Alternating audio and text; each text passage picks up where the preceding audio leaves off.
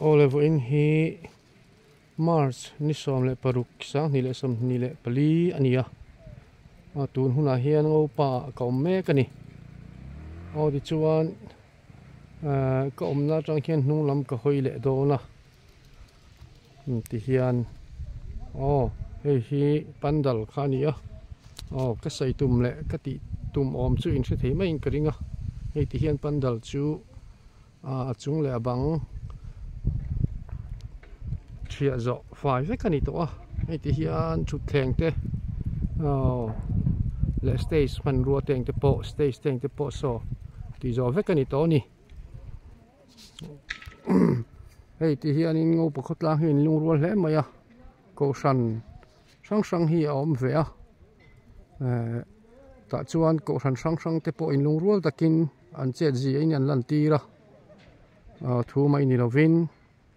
chuan hei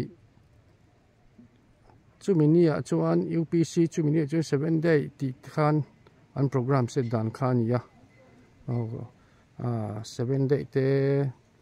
salvation te UPC te Roman Catholic thlengin ya khanin anin puyani a thiana hi anin lungrol zia alang chu chuanin KTP General Conference po kha nge takin a hlokin tir nin alanga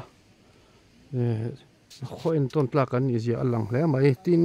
KTP General Conference thingklang lama thleng tur an lo ni le ani point anen ton tla ka tiang khang ko sang te po in lung rual da ka om poi mo zia khovela po ti sathil tak point an ni hian entir sela a fu viawin arinom ani chon hei 2 point sang tui pipeline ho teng te po hei ti hian lo da khom chuan stage te pon zo to chen hei structure chia hi om to nia structure po hi ti hian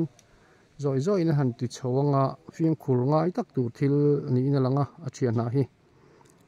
chung te po chu fiang khur takin han tianga an zo vele mai do na ni ti chuan khilam ki hoi chho tai la ki watch the war kha ania watch the war lon ho kha chuan in ngai ngotin karinga tang te khan pandal pathian phone hla sa moi takan sari dup mai han ria te khan anuam hle maya tin jubilee concert te kha oma pui hle mai boka khang te po kha chung te po chu kan han ta lang mai duwa hei a stage tele eng mo thia na teng te po hi chuat lam a chung thlengin a hau tak hle do na ni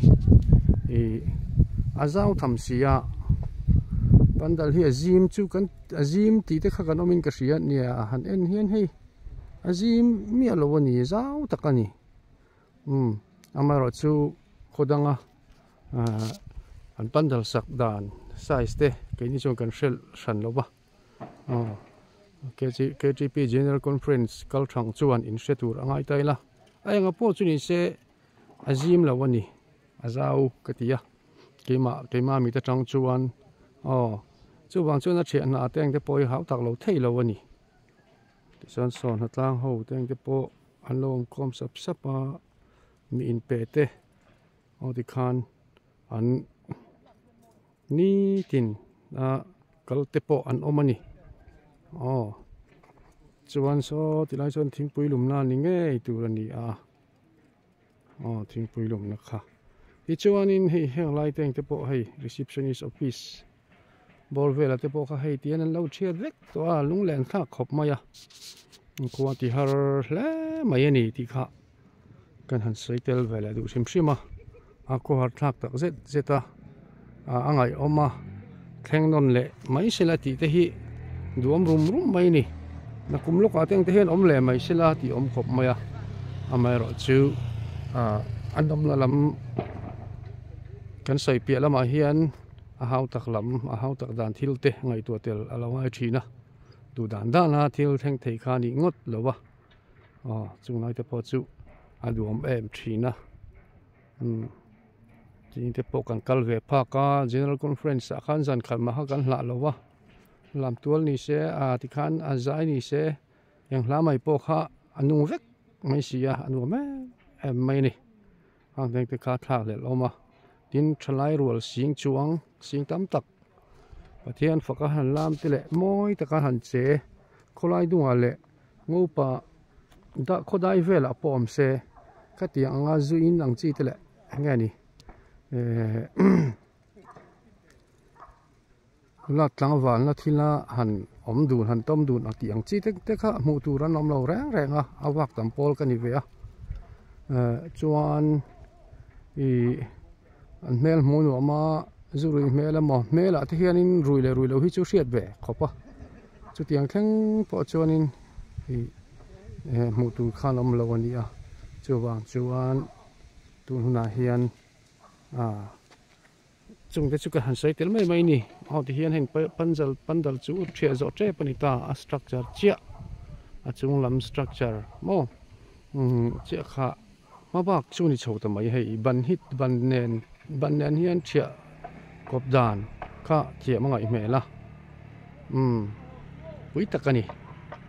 ole kha ching kha al video thei chu ni mai sila